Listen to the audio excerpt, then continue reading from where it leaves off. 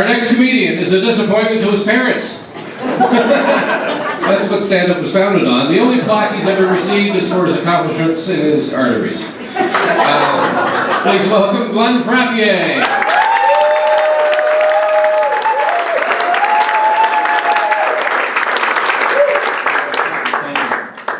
Yeah, so so I did have a plaque in my arteries.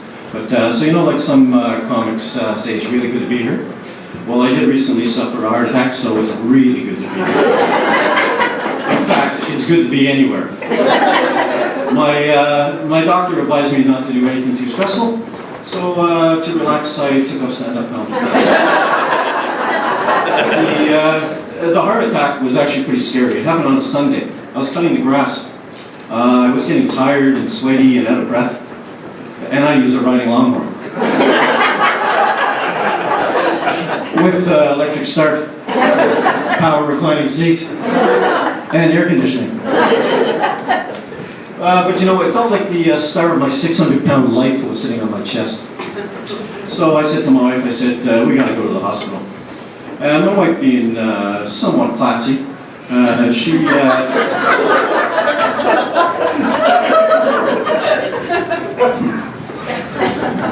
she says to me, she goes, "Hold on, I can't go out looking like this."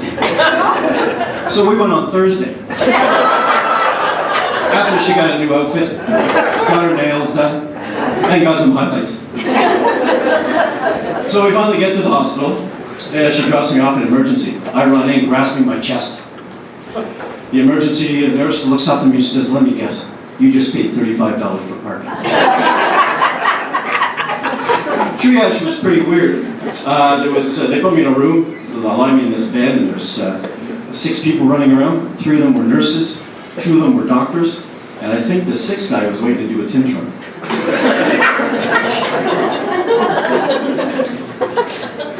At that time, they determined I needed a stent. So, it opened up your artery, kind of like the vented beer can. So now my heart has less blood, more flow. At this point in time, I see a paramedic, and he's talking to my wife, and all I hear him say is, "Wow, were you out? Because you look great." I said, "Hello, over here, and by the way, the machine is still pinging." At this point in time, a friend comes in, and he's thinking the worst because he sees my wife now walking up the hallway, and she's got her new outfit on, and her hair is all done. That's how she looks.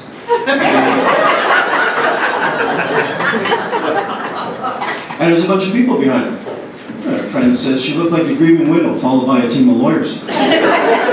I said, "Keep an eye on that paramedic." And he says to me, "By the way," he says, "can I have your riding lawnmower?" So then they're actually going to prepare me for surgery. So the nurse comes in, and she's going to shave my body, right down to my genitals, right underneath. And I still do it, ladies. So I'm thinking to myself, this is one long stent. And it took 6 disposable razors, 7 cans of Gillette foam. The aftershave sure stung. But, amazingly enough, I saw my penis for the first time in years. And I discovered that I could play hacky sack with my own balls.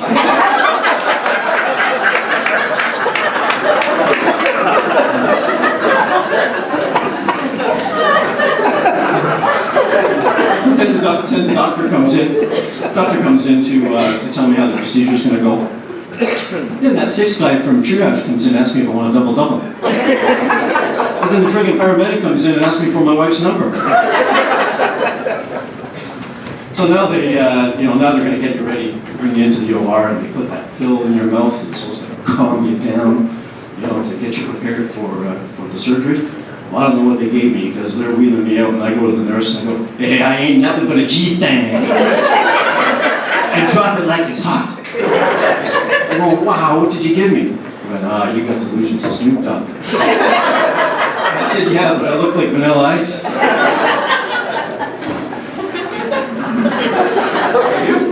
Justin Bieber for the younger.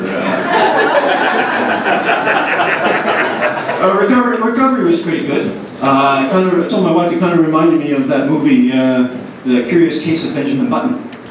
You know, you go from an old, frail person looking young again. And she says to me, she goes, "Really? Heart surgery can get rid of wrinkles?" But you know, God love her. If it wasn't for her, you know, her love and compassion, I would never have made it through this ordeal.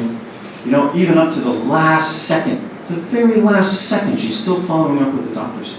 When I hear her say, she goes, "Is recovery going to be long?" Because he hasn't finished mowing the lawn yet. And I'm thinking to myself, how come this paramedic's driving us home? That's my time.